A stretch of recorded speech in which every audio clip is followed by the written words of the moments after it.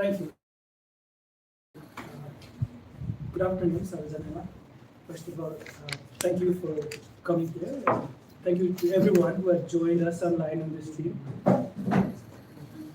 First of all, if you don't mind, I would like English to be the mode of communication today, because several of my friends who are not Nepali have shown interest in the topic, and it'd be nice to accommodate their interest as well. And also, I'm comfortable in English, so I think if there's any question, we can of course talk about it later. So, first of all, so this is my topic: border nationalism and citizenship in Nepal. The Madheshi struggle for recognition and acceptance. So, before getting into the subject matter, I would like to talk a little bit about why study nationalism and citizenship. Personally, for me, as well as intellectually, why this topic is important. First of all, and most importantly, this academic journey and this interest is shaped by my personal experience. My grandfather migrated to Madhesh, Bara, when he was a teenager, and he passed away a couple of years ago, having lived entirely all his life in Nepal, but he died stateless, even after 80 years of his residence in Nepal. My father was stateless until 2006, despite being born and resided in Nepal for his entire life. I was also stateless until 2013, and my cousins were stateless until a couple of months ago. So this is, of course, shaped by my personal experience. And that kind of also shaped my academic journey. So when I first went to the US to study, I wanted to study creative writing. But then I took a course in political science, and then I got interested in these topics. And that kind of slowly became my sort of an obsession. I wanted to learn more about what it means to be Nepali. And over the years, in the past few years, it was my experience in so many countries and places. Everywhere I went, my idea of Nepaliness was sort of challenged, and my idea of what it means to be a national of a certain country was kind of renegotiated or somehow challenged again. I've lived in about 7 countries in the last decade. I've visited so many other countries. Everywhere I went, the definition of nation seemed to be a bit different. And me and my challenge was trying to fit in there while also trying to build my identity of who I was. And of course, this academic or this research question is also sort of shaped by the overall socio-political developments of Nepal within the last few years. Rapid changes we have seen since the Maoist insurgency.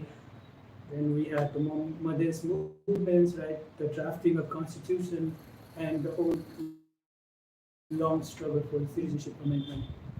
And of course, nationalism and citizenship do have continued relevance and importance in the global arena as well. Scholarly attention has been paid enough to these topics, as well as this continues to be a matter of real negotiation globally. If you look at the Trump's Make America Great Again, Narendra Modi's nationalist rhetorics, COVID-19 pandemic was a global event that kind of brought the centrality of the state when it comes to policy making. And of course, the Russia-Ukraine war that is going on right now is also sort of an assertion, like a rivalry of nationalism in some sense. So this is important, and this is a continued engagement that has happened globally. Now, about this presentation, there are 3 parts that I have divided. First is going to be a bit of a theoretical discussion on what it means when we talk about the nation, how it differs from a state, what is nationalism, what is citizenship. The second section is more about citizenship in Nepal particularly, how have the legal provisions evolved over the years? What are the practices, politics, securitization? And finally, the last section is more of an analytical part where we will sort of reflect upon what it means to be a Madheshi and how a Madheshi can or does fit into the Nepal's narrative of national identity and what it means to be a Nepali. So let's get into the driest and the most mundane part of the presentation. What is a nation? This is a very challenging task to study and define nation. Like, scholars have studied it for years, and still there is no particular consensus on what a nation is. But Ernest Renan, he was a French political thinker or philosopher who is sometimes known as the first person to define nation.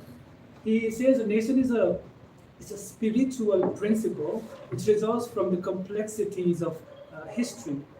For him, these factors, race, language, interest, religious affinity, geography, military necessities, they are not necessary to constitute a nation, but it's rather a more spiritual phenomenon, or where the past and the present define the nation. Past in the sense of a collective memory of shared grief or grievances or shared glory, and present that is more of a sort of a consensus on or a desire to sort of uplift that shared solidarity in a sense. Then this is the definition from Hughes and Watson, who says that there's no scientific definition of a nation, but a nation exists when a significant number of people in a community consider themselves to form a nation, or at least behave in that certain way. So, and when that happens, that is supposed to be a national consciousness. Benedict Anderson, another academic, he defines nation as an imagined political community where it's inherently limited and sovereign. He says it's limited because no matter how big a nation is, there is another nation beyond its territory. And sovereign because, of course, it was a phenomenon started during the Enlightenment and Revolution period, where there was this whole desire to self-govern. Now, this is the newest book on nationalism from Maya Tudor at Oxford and Harris Milonis. They talk about the different varieties of nationalism and whether a nation exists. There are three questions that they delve into, and there are five different dimensions. I think we can just skip this very theoretical part. And even for them, they talk about three core attributes of nationalism.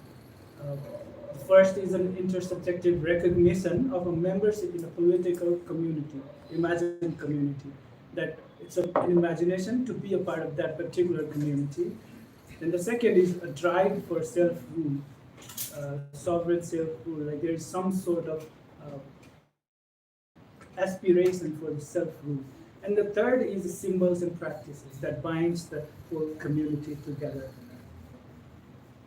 But again, Maya Tudor and Milonis, they kind of push for delinking nationalism from ethnicity. Although nation comes from the Latin word natio, which means birth or origin, they say it's not necessarily linked to ethnicity, so we should delink it. There are new forms of nationalism, like economic nationalism that we are seeing in the form of protectionism in the US or in other countries. And of course, civic and liberal nationalism, we see it's more of it's a nationalism that upholds liberal democratic values, and particular to one ethnicity. So now, what is the difference between a nation and a state? I think most of us, we might know. But nation is, like we talked about, it's an imagined political community. It may or may not be a state. Whereas a state is a legal and political organization which has the power to require obedience and loyalty from citizens. In a nation, we see that people are bound by a sense of solidarity, and that's the source of loyalty. That's the source of that's the source of loyalty and obedience. But in case of state, that may not necessarily be it. So there are certain possibilities. There may be states where there is no nation. Uh, there may also be states which are multinational. There may be multiple nations within a state. If you think about Canada, Anglophone, Francophone, Quebec, there are multiple nations within one state. If we think about Spain, there are Catalonians, there are Spaniards, there are Basque. There are multiple nations within one state. And then there are nation states, where nation takes the form of a state. Nation itself is also a state. If you look at Germany, if you look at Poland, if you look at France, they are nation states. And finally, there are between several states. Given here, Kurds are divided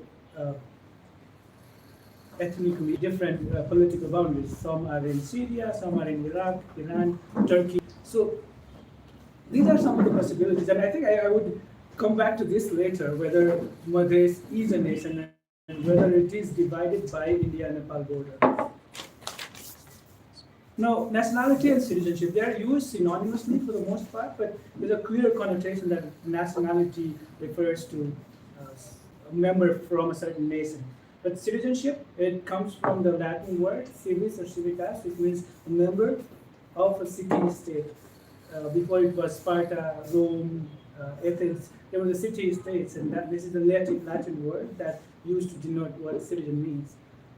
So citizenship is a membership in a political community, which kind of comes with rights of equal participation in political processes of that country. And so the meaning of citizenship has really formed over the years.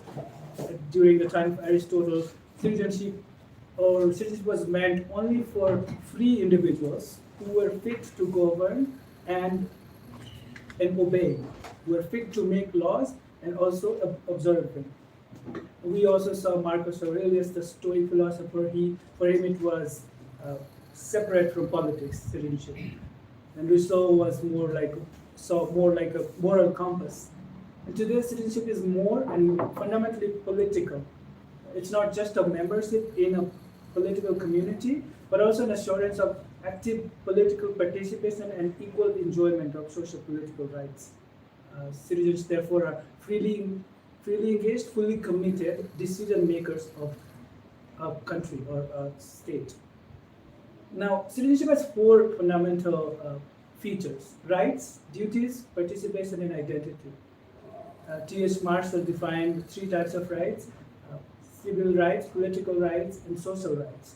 Fulfillment of all these three types of rights is only what makes a citizen a full citizen per se. Of course, we know civil rights means the rights that are related to individual liberty, like freedom of speech, freedom of religion, and stuff like that. Political, of course, to participate in political processes of that country. Social, that's more linked to economic and social security ideas or rights. And there are more theories where the idea of citizenship has been negotiated and renegotiated, but there are two fundamental foundations of seeing citizenship. And one is liberal, another is communitarian. Liberal meaning individual is at the center of defining citizenship. So no matter what social class or social group you come from, individual is at the center.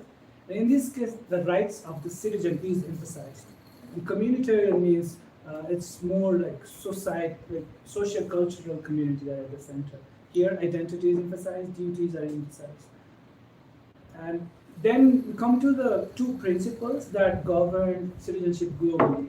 One is jus soli, another is jus sanguinis. Jus soli is the right of the land, or the right of the soil.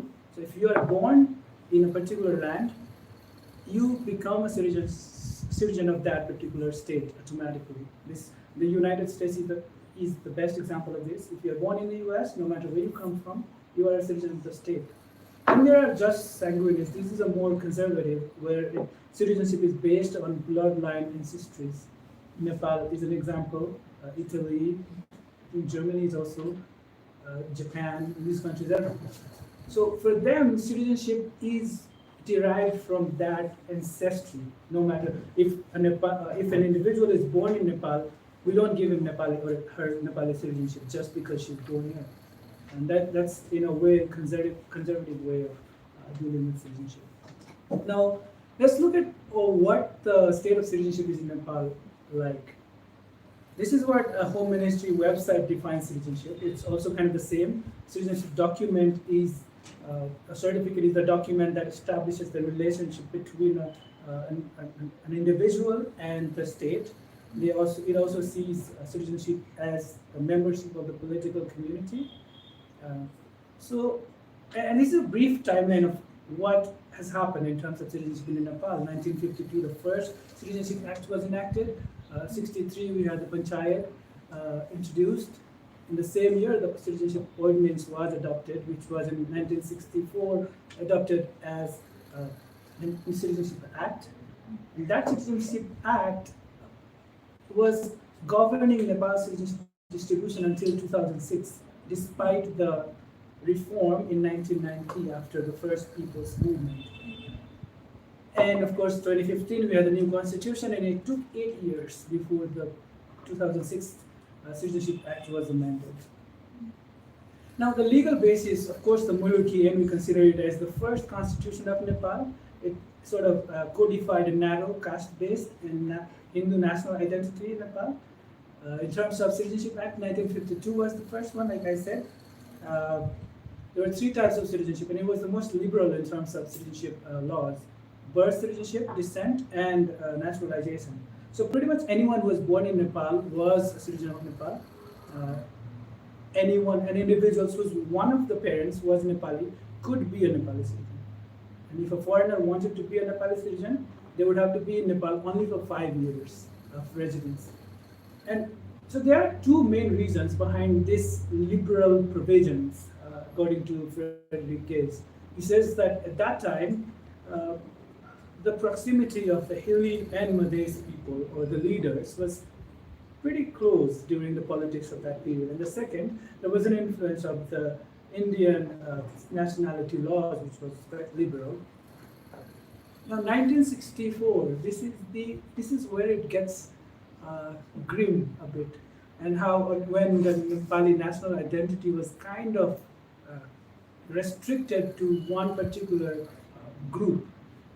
It also had 3 citizenship types. Birth was dropped altogether, only descent, naturalization, and of course honorary. Citizenship by descent was gendered. So of course, if your father was a Nepali citizen, you would get a Nepali citizenship by descent, not your mother. And there were 6 conditions for naturalization. 2 of them stand out. You had to speak and write the language of nation of Nepal, and at least you had to have lived in Nepal for 15 years. This was more conservative compared to the 1952 Act. So in a way, the Panchayat constitution sort of, the idea of Nepali national identity was kind of shrinking because the constitution stated that if a foreigner wanted to be a Nepali citizen, they had to have lived in Nepal for just 2 years if it was someone with a Nepali origin. And if it was not a Nepali origin, they would have had to live here for 15 years. That is a clear discrimination because the term Nepalese origin was left for the interpretation of the official who was distributing the citizenship. And of course, we see even until now that who dominates the offices where citizenships are granted. So in a way, it was the 1964 Act, which was also retained after the 1990 People's Movement. It perpetuated that narrow, hill-centric nationalism, and that was a source of a large number of statelessness in Nepal. Then in 2006, after the Second People's Movement, we had this new Nepal Citizenship Act, 2006. it had three types: birth, descent, and naturalization. This was a one-time provision, and a very particular one. People who had been born in Nepal before 1990 had to apply for the citizenship within a window of only 2 years. And some 190,000 people obtained citizenship by birth through this act. The act was gender discriminatory in different ways. Again, the descent was conditional on father's citizenship status. If father was not a Nepali citizen, then the children would not get citizenship by descent. And of course, gender unequal naturalization rights through marriage. If you are a woman, you cannot grant naturalized citizenship to your spouse who is a foreigner. And so there were two major sources of statelessness that were perpetuated through this act. One was that there was no provision for the children of citizens by birth, and another was, of course, the gender unequal laws where women could not independently pass on citizenship to their children. The Constitution of 2015 addressed that first loophole, and if the father or mother was a Nepali citizen during the birth, they could obtain citizenship by birth. By descent, which means the children of Nepali citizen by birth could also obtain citizenship by descent. But it was gender discriminatory still, but it is still in different ways. Although it says father or mother has to be a Nepali citizen for the children to be or obtain Nepali citizenship, it is conditional on the citizenship status of the father. If the father is a foreigner, they can only qualify for naturalized citizenship. If the father is a Nepali, then descent. If the father is untraceable, then you have to the mother has to self-declare or prove that they have lived or proved safe. And again, the gender unequal provision for naturalization through marriage kind of was continued. And the Citizenship Amendment Act recently, a couple of months back, which was passed after a long political struggle, we know it was first registered in the parliament in 2018. And the act has expanded Nepali citizenship in three major ways. First is the children of Nepali citizens by birth can obtain citizenship by descent. Second is children of Nepali mothers born and residing in Nepal whose father are untraceable, they can obtain Nepali citizenship by descent, provided she makes a self-declaration, which if proven false is again a punishable offense. And third, non-resident Nepalis who are not in SAARC countries could or can obtain Nepali citizenship. It's still again gender discriminatory, and there is no change in the provision of naturalization by marriage. Now, the politicization of citizenship in Nepal, this is an interesting one. We all are very aware of how the politics of citizenship has been playing out in Nepal. The most controversial being the naturalization through marriage. Right now, there is a provision for immediate naturalization. If a man, Nepali man marries a foreign woman, the woman can immediately apply to be a Nepali citizen if she can produce the evidence that she has initiated the process of renouncing her old citizenship. Political elites and they call for reciprocity with India largely. There's this argument that if India keeps us waiting for 5 years, why should Nepal give immediate naturalization rights? 7-year schooling period was approved by the Committee on State Affairs and Good Governance in 2020. So citizenship has been used as a political tool over the years. We see political parties and leaders changing their stance depending on whether they are in the government or in the opposition. And this has been seen during the communist government more prominently. And I think there is one more factor where there's a sort of schism or division between the advocacy of gender and ethnic discrimination when it comes to citizenship. There's no collective advocacy when it comes to that. So we have seen the examples of Madhesh-based leaders advocating for immediate naturalization, but when it comes to gender equal citizenship provisions, they go mum. They don't want to speak on that. They sort of endorse gender unequal laws. And again, when it comes to the gender advocates, they again become silent when it comes to the Madhesh agendas of citizenship. So you see there's that polarity when it comes to the advocacy for citizenship. Now, this is a more concrete part of my research where I did my thesis also on this, securitization of citizenship in Nepal. This is a theory of securitization. What basically says is any issue can be securitized, essentially. Traditionally, when we talked about security, we talked about the state security. But over the years, critical security theorists, they said, no, let's move beyond that. Individuals and people can also be the referent objects of security. So there are, first is Copenhagen School, where it's also called Speech Act theory, where it says that political elites or officials with authorities, they can elevate any issue above politics by just uttering the word security, by just speaking about security. And by doing that, they kind of claim a special right to use extraordinary measures. In this process, there has to be an existential threat to a valued referent object, and there has to be a particular degree of audience acceptance. So in case of Nepal's citizenship, we see citizenship often being linked with Nepal's national security. Or if we try to liberalize citizenship, that will be a threat to Nepal's national security.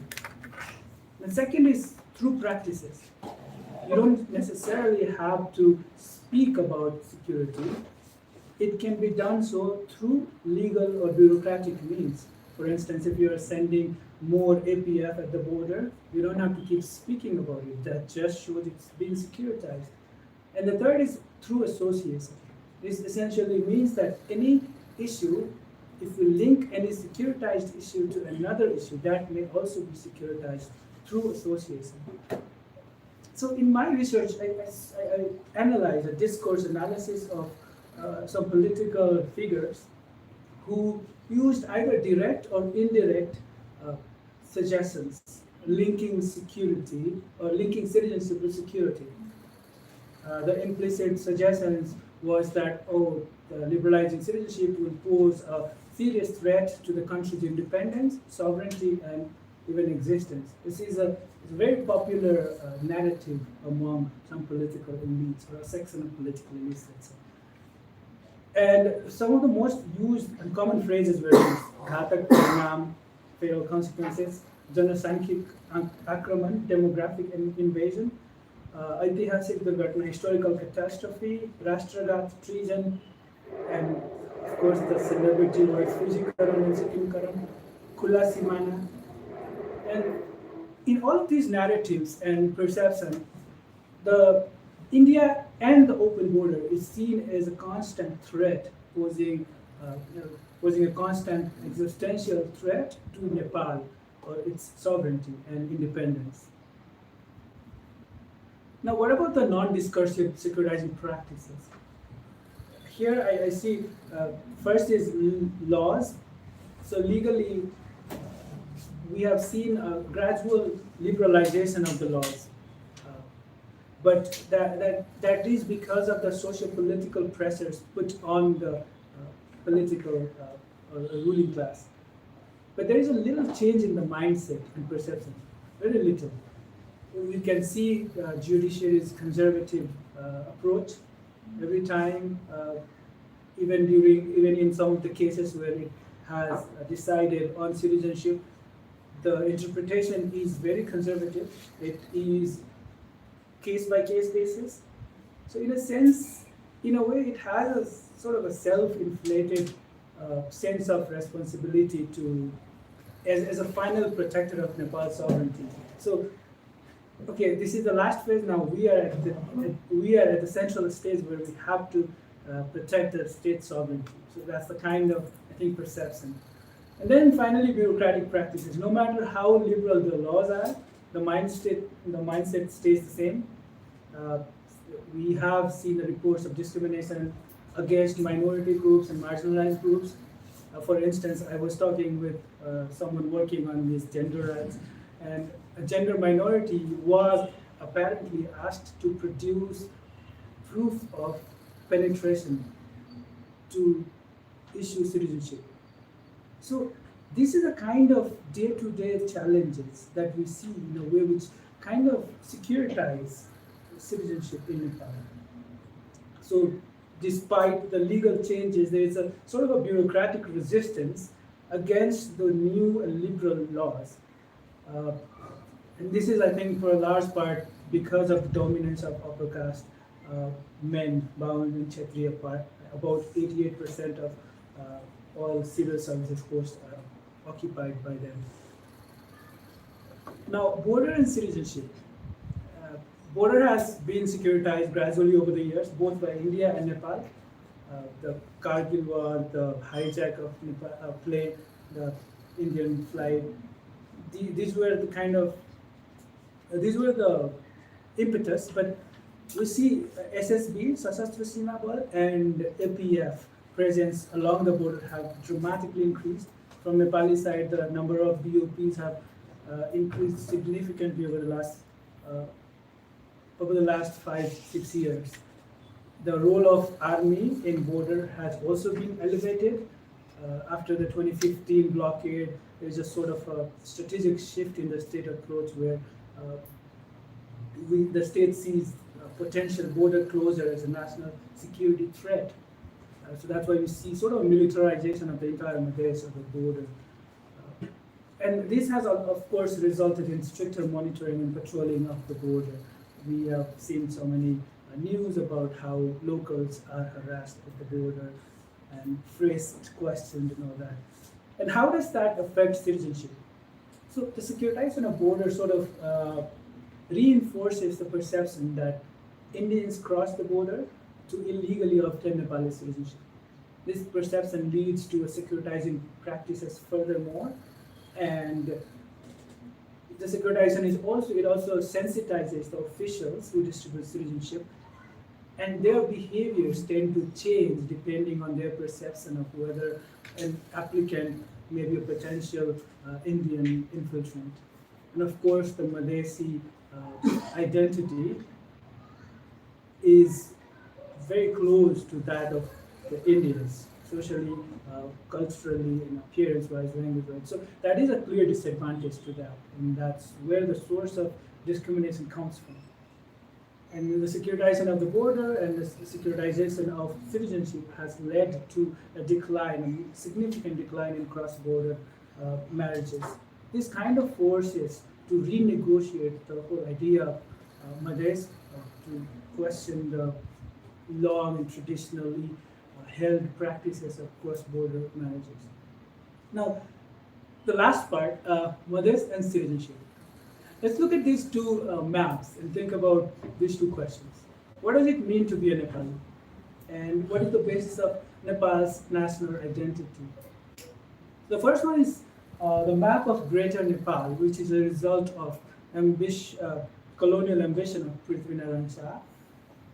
Over the years, it kind of came into direct confrontation with British colonialism, where we fought a war, Anglo-Nepal war.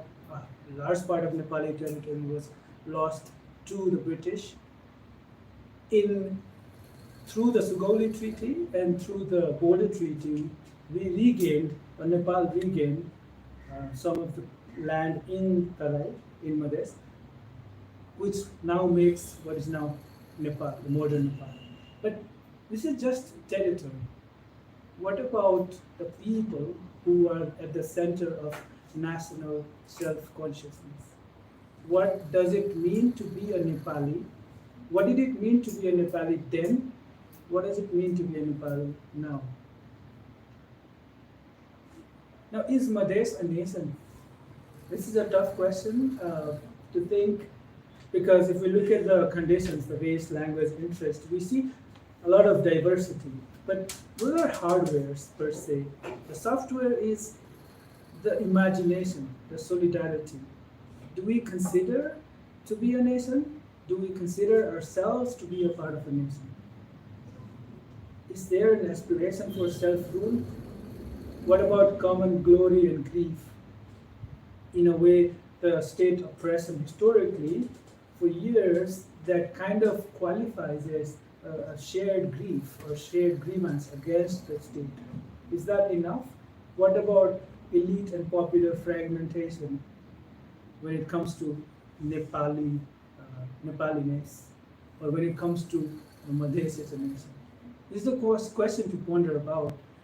The ethno-political consciousness, I think it started long before Raghunath Thakur, who was probably one of the pioneers who advocated for Madheshi emancipation.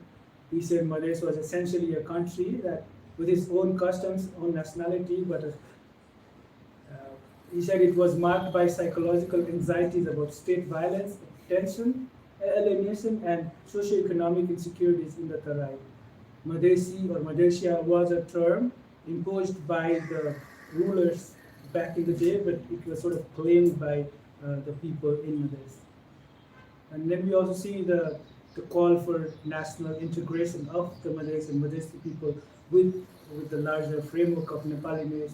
More recently, we saw C.K. Rao's independence movement. So there is that sort of consciousness to some extent. Now, what about the citizenship, identity and territory? When we talk about identity in terms of language and religion, there is again diversity, but sort of Madheshi people are united by shared experience of socio-political exclusion. It also has different caste and societal structures when you compare that with the hilly system. So territorially, it is a concentrated population, but it was diluted by internal migration, it was politically fragmented through federalism. Madhesh was fragmented basically. And another, which may be controversial, but arbitrary international border that resulted through the colonial rivalry that kind of separated the nation per se. So who is the Madheshi? People from both sides of the border share the same socio-cultural features, appearance, language, religion, but the political demarcation between the two countries are sort of shaped different experiences for the people on both sides of the border. 5 minutes, Something like that. So, does this common grievance lead to the solidarity and sense of political community that is essential for national consciousness? Now, political membership versus acceptance. Like we talked about earlier, citizenship is largely a political membership. It is important for civil, social, and political rights. We have seen the discriminatory approach of the state. But this is just, like I said, hardware. Again, the software, or the spiritual, the soul of it is the sense of belongingness. It is not substituted by a citizenship certificate. One may have a citizenship certificate, but may not feel that sense of belongingness. Because it is more about what constitutes Nepaliness and whether that individual is a part of that Nepaliness. What is the glue that binds all the Nepalis together? Of course, territory is not enough. So if there is one national consciousness in terms of overall Nepaliness, do the Madheshi people fit in that imagination of being a Nepali? In a conclusion, Nepal may not be a nation yet. It is a state for sure. For a nation, there has to be that common glue, solidarity. But if it is not a nation, then the basis of political membership should be civic, liberal, or some sort of larger national imagination. However, Nepal's national identity is still national identity building is still a pending process. It has not been completed. And the ruling elite's perception of who is a Nepali is still guided by narrow, hill-centric nationalism.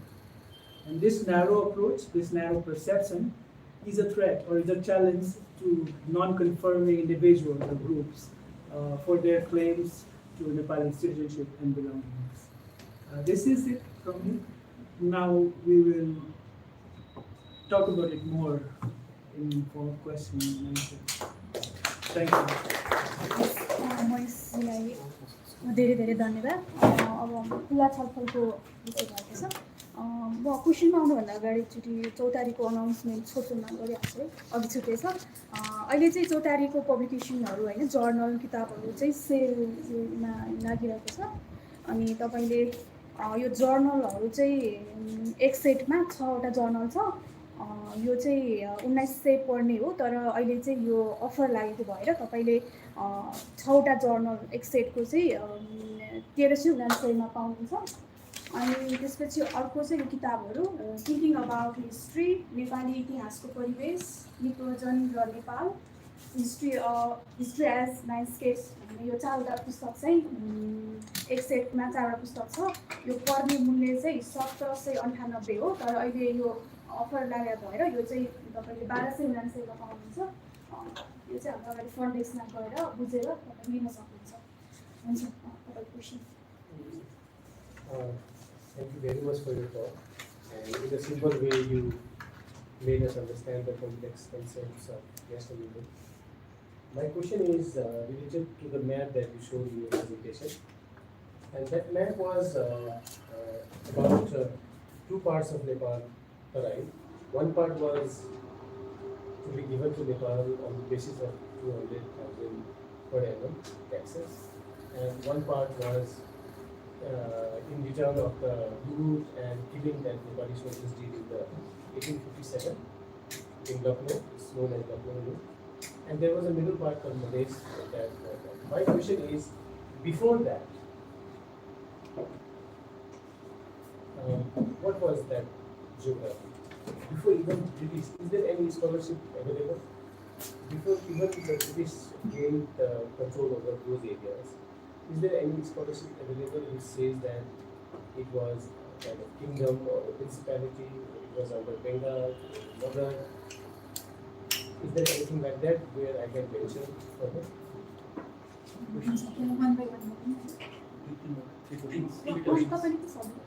Whatever is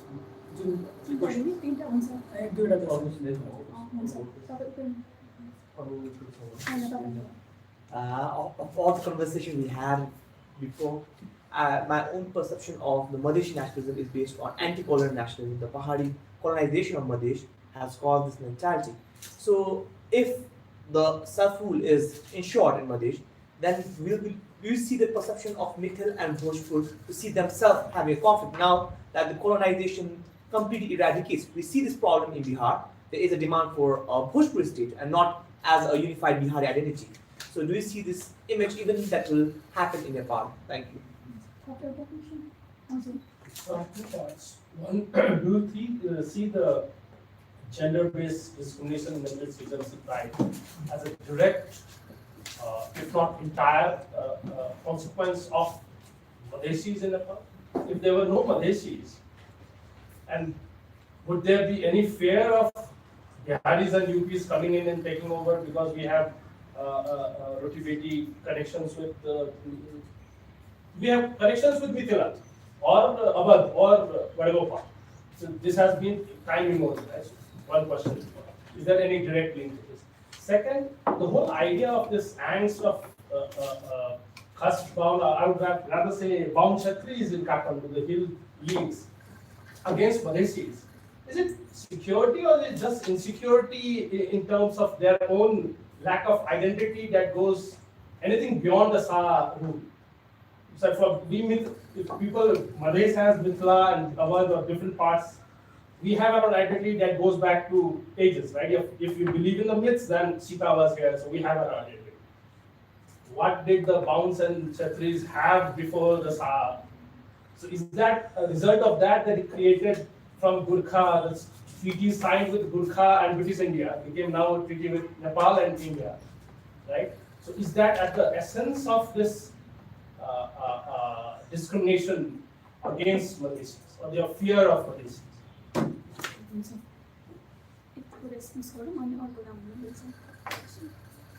First of all, before British, अब त नेपालीमा बोल्दा हुन्छ हुन्छ ब्रिटिसभन्दा अगाडिको कुराहरू नेपालमा British आउनुभन्दा अगाडि कि इन्डियामा त्यो कुरा आउँछ पहिला इन्डियाको इन्डियामा अथवा सब कन्टिनेन्टमै भनौँ न ब्रिटिस आउनुभन्दा अगाडिको थुप्रै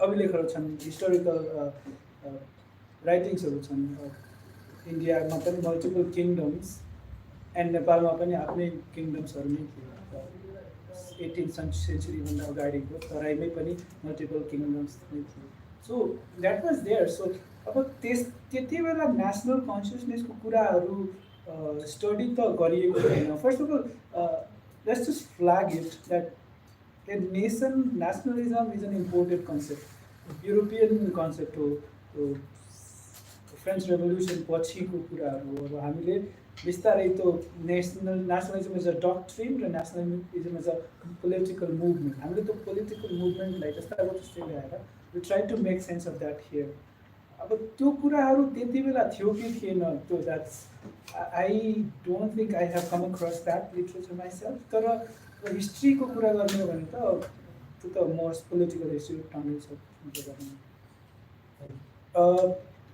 अर्को Maithil end Bhojpuri whether there would be a confrontation and this is an interesting question because again this brings us to this whole idea of what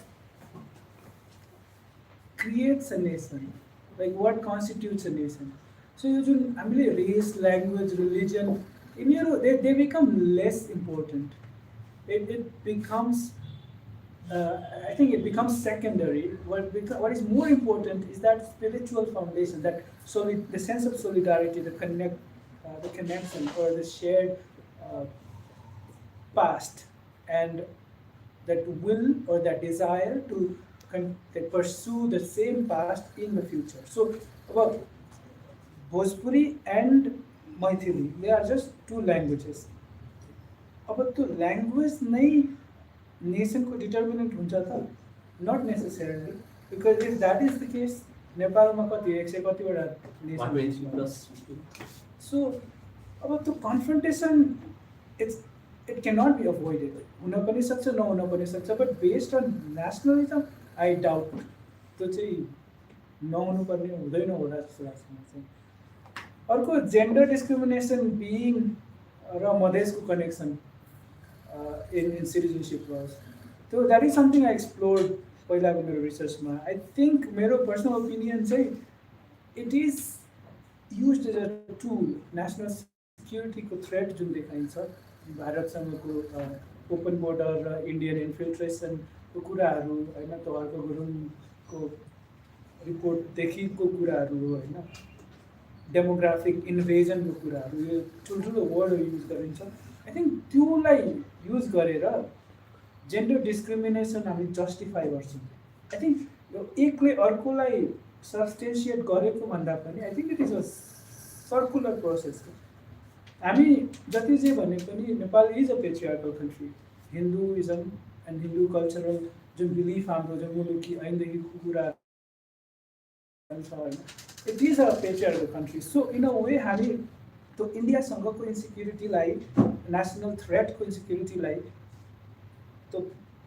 के भन्छ त्यो पेट्रियार्कीलाई अपहोल्ड गर्नलाई एक्सक्युजको लागि युज गर्छौँ एउटा बट कन्भर्सली पनि त्यो हाम्रो के भन्छ हाम्रो अगेन्स्ट द मधेसी डिस्क्रिमिनेसनलाई बहाना बनाएर अथवा लाइक एक्सक्युज बनाएर we also uphold the gender unequal laws. So it is, I think, it is a cycle. Insecurity, okay. What is the essence of the discrimination? I think every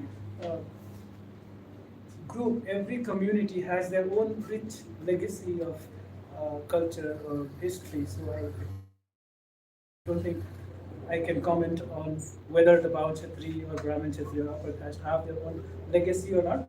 But तो insecurity कहाँबाट आउँछ भन्दाखेरि I see more of this as a political tool I think it is about political control it is about the control over the society who has access to the resources and power so it's more about that in my opinion अब त्यो त्यसको essence कहाँनिर गएर टुङ्गिन्छ अथवा त्यो discrimination कहाँनिर गएर रोकिन्छ भन्दा perhaps we're slowly moving towards that direction. I hope अलिकति अप्टिमिस्टिक हुने चान्स के छ भन्दा आइडिया अफ इकोनोमिक नेसनलिजमको कुराहरू आइरहेछ आजभोलि होइन। अहिले हाम्रो नेपाली हुनुकै डेफिनेसनमै पनि ठुलो रिनेगोसिएसन भइरहेछ जस्तो लाग्छ because of the out migration अनि बिकज अफ हाम्रो interaction with not just India but the West with the Gulf there's a huge thing going on, I think, at the societal level.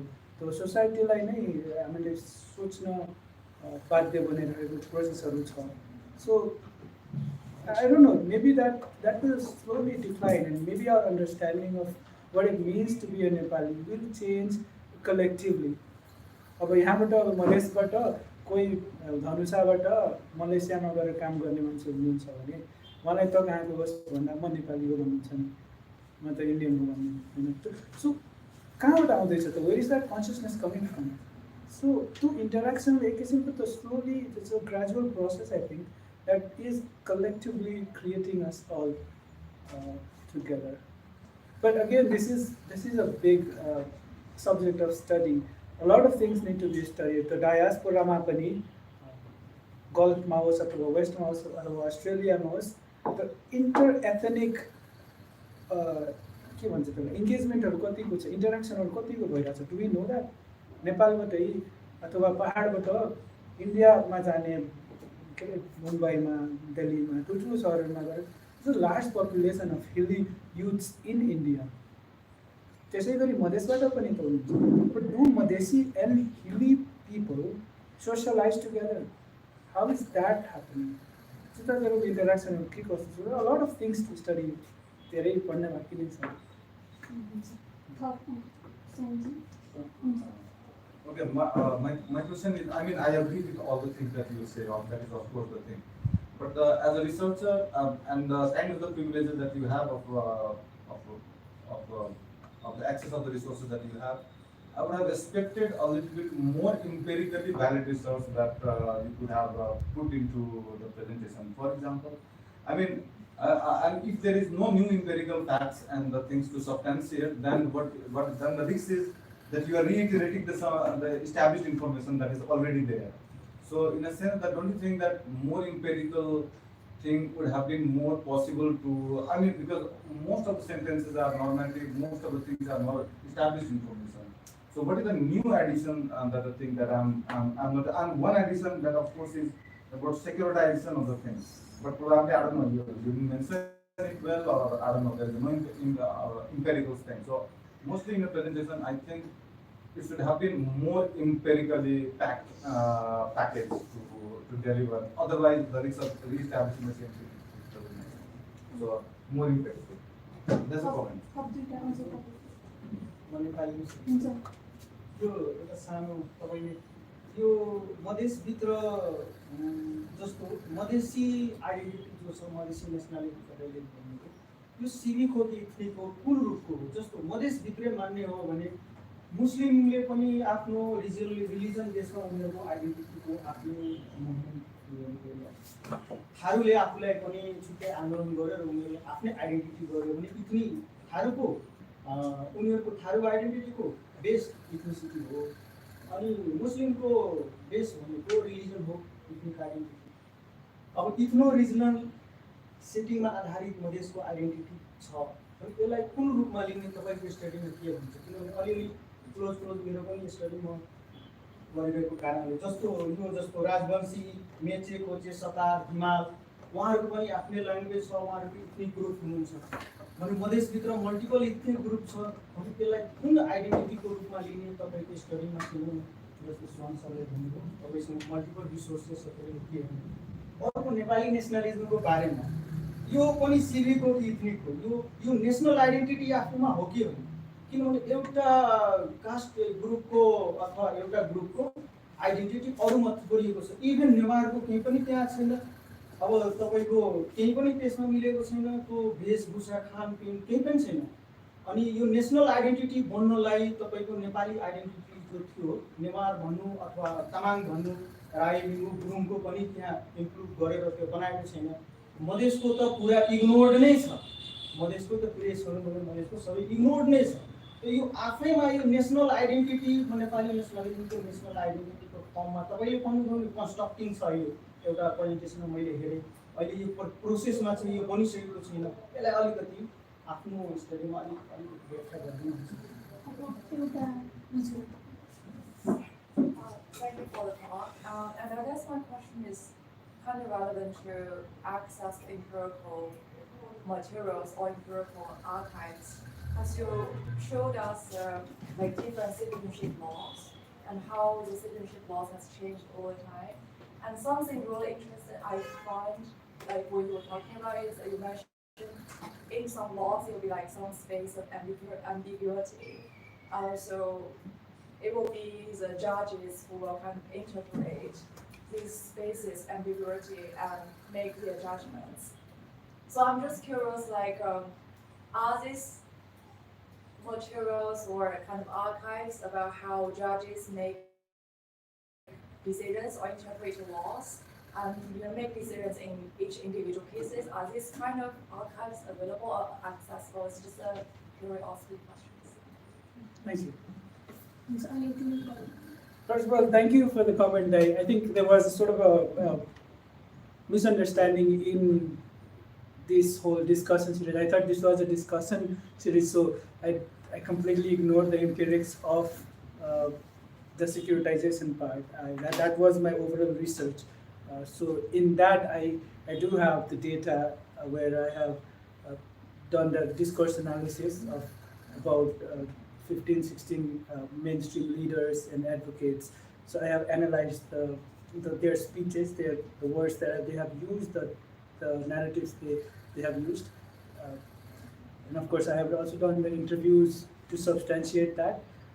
I did not include that because I thought this was more of a discussion on what it means to be, I think, along the, so yeah, I accept the comment and I will incorporate next time. अर्को चाहिँ Madhesh, is it a civic or ethnic nationalism? What about the diversity within Madhesh itself? I don't think we have a clear definition of ethnicity in or when it pertains to Madhesh itself. Is Madhesh or is Madheshi is an ethnicity?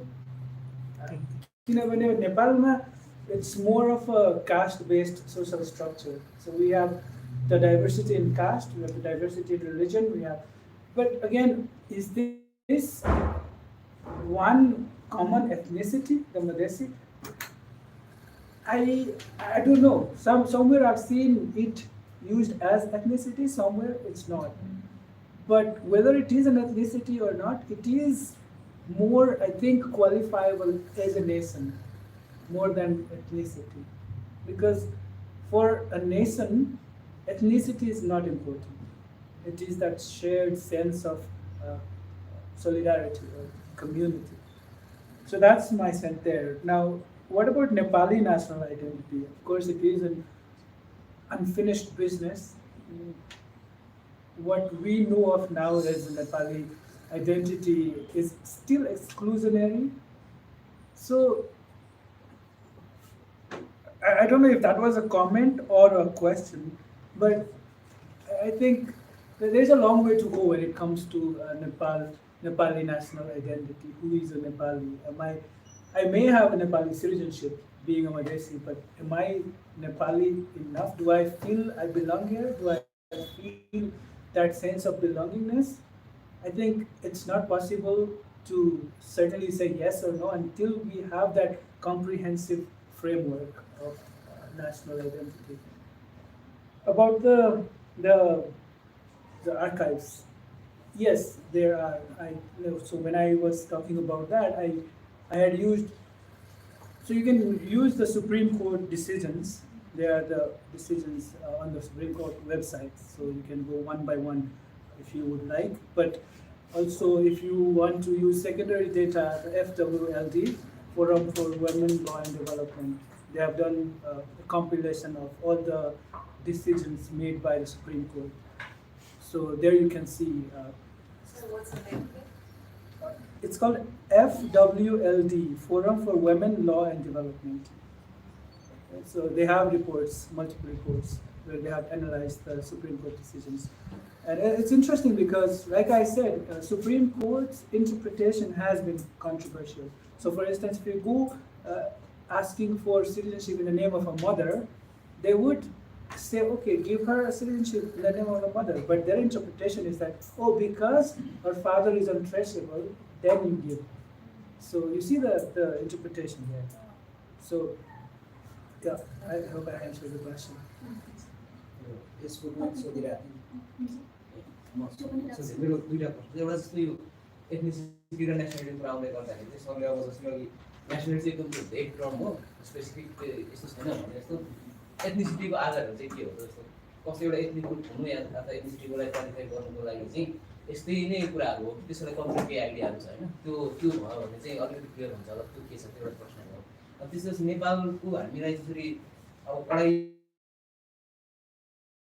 अब हाम्रो जसरी interpret गरिन्छ हाम्रो एन्थ्रोपोलोजीकोमा चाहिँ ethnicity हो कि nationality हो कि त्यो कास्ट हो कि त्यो के हो होइन त्यसले गर्दा कन्फ्युजन भएको जस्तो लाग्छ एक्जाम्पल होइन त्यो कुरामा चाहिँ त्यो के हो त्यो एउटा प्रश्न। अर्को चाहिँ ठ्याक्क मेरो जस्तो अघि जुन यो आन्दोलनको कुरामा चाहिँ जेन्डरको कुरा र अब यो मधेसको इस्युको कुरामा चाहिँ अलिकति त्यो वुमेनको राइट्सहरूलाई लिएर आन्दोलन गर्नुहुनेहरूले चाहिँ उता चाहिँ एक्जाम्पल अन्डर भ्यालु गरिरहेको अथवा इग्नोर गरिरहेको अनि मधेसी नेताहरूले चाहिँ यता जेन्डरको कुरा गरिरहेको भन्ने कुरोमा चाहिँ ठ्याक्क अलिकति म क्लियर बनाइदिनु जस्तो कुन बुदालाई लिएर जस्तो अहिले एउटा अनट्रेसेबल हुने कुरा जस्तो कुनलाई चाहिँ महिलावादीहरूले चाहिँ आफ्नो इस्यु मानेर गरिराख्नु भएको छ र कुनलाई चाहिँ मधेसी नेताहरूले गरिराख्नु भएको छ र त्यसको चाहिँ ओभरल्याप कतिको हुन्छ जस्तो मधेसी इस्युले चाहिँ जेन्डरको कुरालाई समग्र जेन्डरलाई कतिको गर्छ र जेन्डरलाई महत्त्व दिएर आन्दोलन गरिरहेको मान्छेहरूले चाहिँ मधेसी महिलाहरूलाई कतिको हुन्छ र मधेसी कम्युनिटीलाई चाहिँ त्यसले कतिको असर गरेको छ यो दुईवटा। मलाई यो पञ्चायतको सुरुवातमा जुन एक्ट आयो त्यसले कडा प्रोभिजनहरू राख्यो नागरिकताको त्यो त्यति बेला त एकदम अर्ली डेज अफ पञ्चायत थियो 16-17 साल 2017 1962-63 कुरा यो किन गर्यो होला पञ्चायतले अथवा पञ्चायतले गर्न खोजेको के थियो कि मधेसीलाई नागरिकताको बारेमा यस्तो कठोर बनाइदिनु प्रावधानहरू the idea of the panchayat and idea behind the tough provision for the Madheshi एउटा यो कुरा हैन। दोस्रो कुरा चाहिँ तपाईले जुन ट्र्याजेक्टरी देखाउनुभयो 2007 साल 2009 सालदेखि विक्रम सम्बन्धमा अहिलेसम्मको अब यो 50-60 वर्षको दौरानमा नेपाली पोलिटिकल स्पेयरमा त धेरै एक्टरहरू यसमा खेलेको देखिन्छ। सो तपाईको विश्लेषणमा यो प्रब्लमलाई सल्भ गर्ने एप्रोचले काम गर्ने एक्टर र सल्भ हुन खोज्दाखेरि त्यसलाई जसोतसो अवरोध गराइदिने अल्मलाइदिने खालको एक्टरहरू अथवा पोलिटिकल नन पोलिटिकल त्यसले थप जटिल बनाइदिएका एक्टरहरू यो स्टोरी यो जुन नागरिकताको समस्या छ यो यति धेरै गिजोलियो किन र यो गिजोलिनुको पछाडि कुन चाहिँ एक्टरले काम गरेको छ त्यो चाहिँ नि मलाई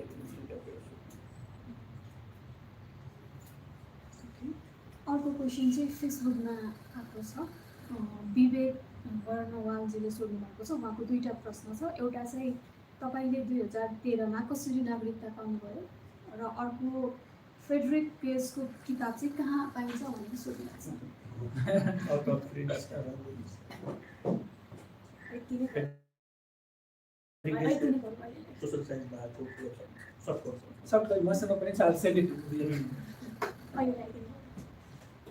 First of all, ethnicity भनेको के हो र कास्ट हाम्रो कन्टेक्स्टमा कास्ट हामीले युज गर्ने भएको छ त्यो त्यसमा अब एथनिसिटीको पनि जुन if you look at European कन्टेक्स्टहरू जहाँबाट एथनिसिटीको मेन सुरु भएको हो उनीहरूको केसमा they share common language let's say पोलिसहरू पोल्यान्ड अथवा फ्रेन्चहरू होइन, they share common language, they usually share religion होइन,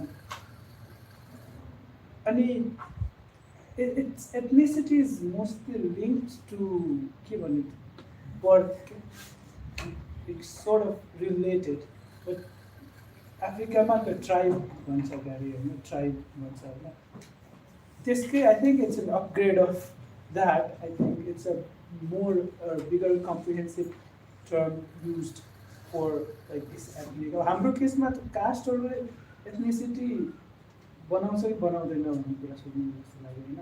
अब हाम्रो केसमा लेट्स से एउटा कास्ट ब्राह्मण भयो होइन, अर्को कास्ट लेट्स से क्षेत्री, त कास्ट हो कि होइन होइन, त्यो what else do we share, त्यो कास्ट मात्रै सेयर गरेर भयो त, हामी ल्याङ्ग्वेज पनि बोलिरहेको छौँ होइन, religion for the most part पनि भयो, सो त्यो caste I don't think that qualifies as an ethnicity.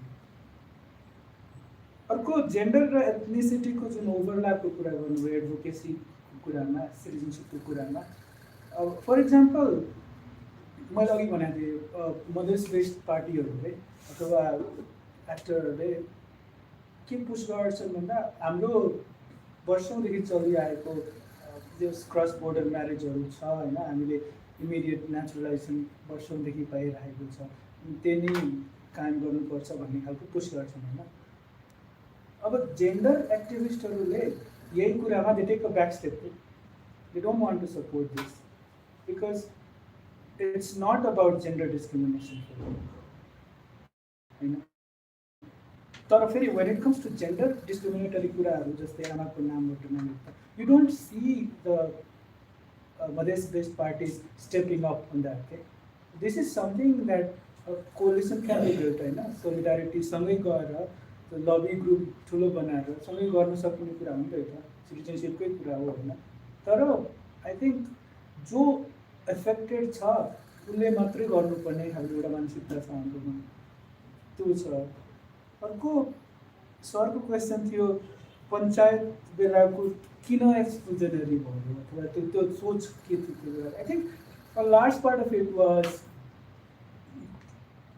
The need to portray Nepal as different, इन्डियाबाट different mostly. I think that's where you see a lot of scholarships होइन, अब हामीले आफै study कतिको गरेको छौँ, तर धेरै जसो नेपालको independence was resting on the fact that or on a perception that we are different from India.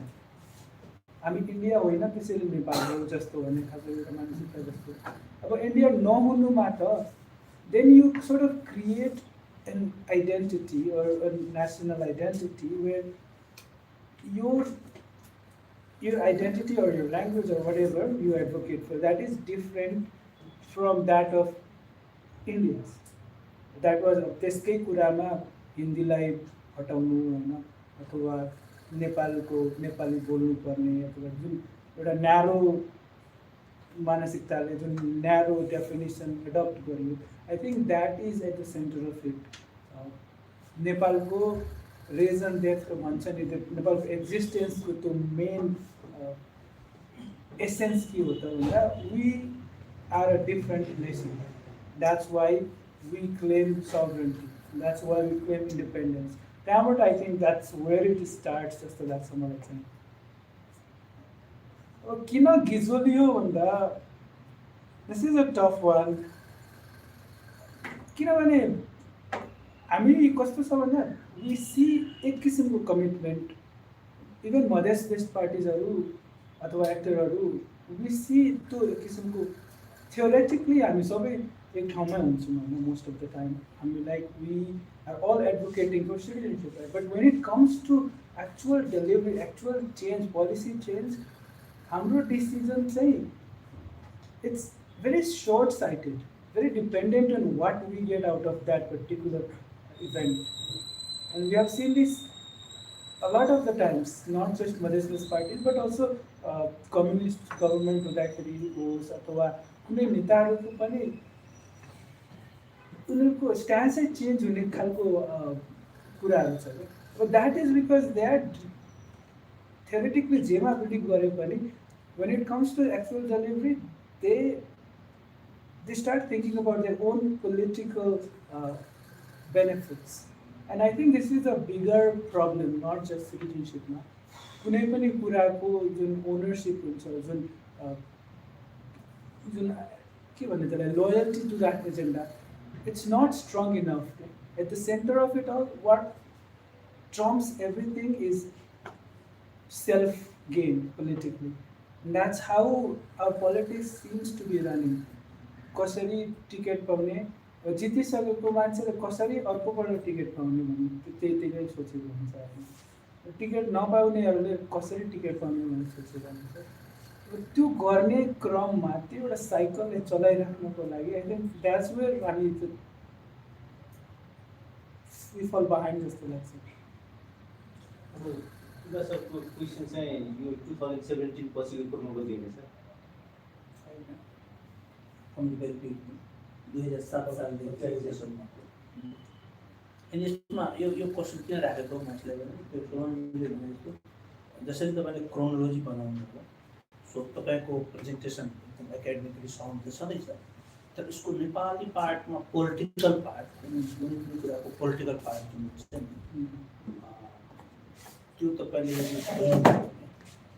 यसमा प्याटर्न पाउनुहुन्छ।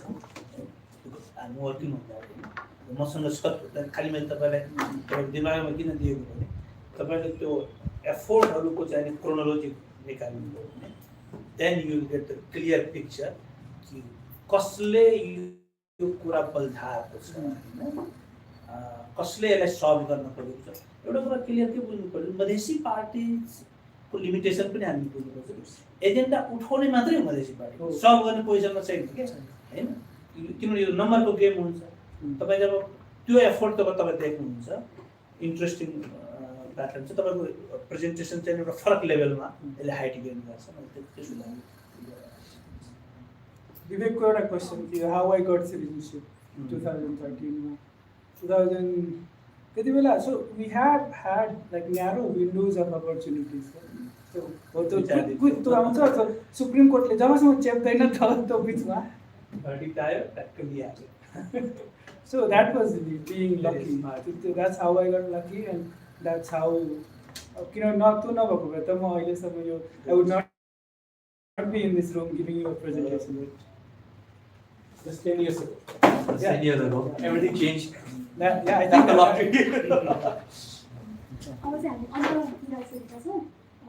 सर को कुनै सजेसन सल्लाह and सुने तो छाने तर विद्यार्थी हो सर के any feedback ओके सजेसन त्यसले राम्रो गर्नको लागि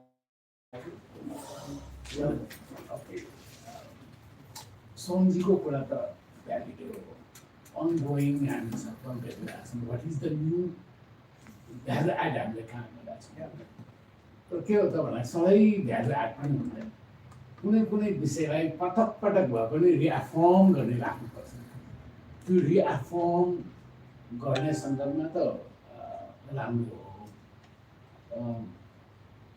अब कहाँनिर त भन्दाखेरि सबै पढाखेरि गुड थ्योरिटिकल ब्याकग्राउन्ड त धेरै कुरामा यो are still in confuse immaturity भन्ने लेखिरहेको छ। Don't try to be answer of any question on which you don't have a confuse. जस्तै तपाईँ यो सबै युरोपियन नोसन चाहिँ इथनिसिटी भन्ने तपाईँले उनीहरू नेसनल वर्डबाट सुन्दैन। म त अक्सफोर्डमा बस्दाखेरि म आफू पहिलोपल्ट सुन्दाखेरि उनीहरू पनि इथनिसिटी भन्नु म एकाडेमिक प्रोफेसर, एउटा नर्वेजियन प्रोफेसर आएर अक्सफोर्डमा लेक्चर दिनुहुन्छ। इथनिसिटी भनेको उनीहरूको मतलब वाइट इथनिसिटी नेसनलमा के फरक भन्नु त्यहाँ मात्र मैले कुनै एउटा युनिभर्सिटी एक्सेप्टेड डिफिनेसन चाहिँ छैन। तर मैले भनेको के हो त भन्दाखेरि मैबाट कुनै कुरा मलाई चाहिँ I still need to struggle, I still need to find. अहिलेको स्टेटमा चाहिँ मेरो इमेच्योर हुनसक्छ, मैले बुझेको यति हो। बट आई निड टु त्यतातर्फ चाहिँ त्यो सिकारोपन थियो। म चाहिँ सबैलाई के भन्छ म अहिले पनि सिकिरहेको छु भने सिक्ने हो भाषामा चाहिँ म्याच्युरिटीको के भन्छ ऱ्याङ्क चढ्दै जाने हुन्छ मैले सिकिसकेँ भनेको त त्यही दिनदेखि हामी तल खस्छ। Okay fine. Thank you sir. अरू कसैको छ साथी छैन जस्तो लाग्यो है। अन्तिममा उहाँ के भन्नु छ? अन्तिममा यही हो अब thank you very much for coming and listening to the talk and like सरले अघि मेन्सन गर्नु नै भयो आइम still learning a lot of things this is an ongoing process. धेरै कुरा अझै सिक्नु छ, धेरै कुरा अझै रिसर्च गर्नु छ होइन। तर आउनुभयो डिस्कसन राम्रै भयो। अब भ्यालु एड गर्ने कुरामा मेरो आजको research yo this is not a part of my research. Like I said यसलाई अझै एक्सपान्ड गरेर मात्रै प्रेजेन्ट गरेको। मेरो भ्यालु एड गर्ने कुरामा चाहिँ सेक्युरिटाइजेसनको कुरा मात्रै थियो। That's where my research is. मैले त्यसलाई सानो बनाएर प्रेजेन्ट गरेँ। I just wanted to cover like the topics more. तर त्यो सेक्युरिटाइजेसनको थ्योरी युज गरेर जहिले वेन गइरहेको लिट्रेचरहरू पढ्नुहोस्। सेक्युरिटाइजेसन अफ बोर्डर, सेक्युरिटाइजेसन अफ राम्रो धेरै वर्क गरेको छ। थ्याङ्क यू सबैजनालाई। हुन्छ, हाम्रो तर्फबाट पनि मर्सी अनि तपाईँ सबैलाई झन् विशेष धन्यवाद। हाम्रो अर्को छलफलहरूमा पनि आइदिनु होला। अहिलेलाई भने हामी छुट्टिन्छौँ।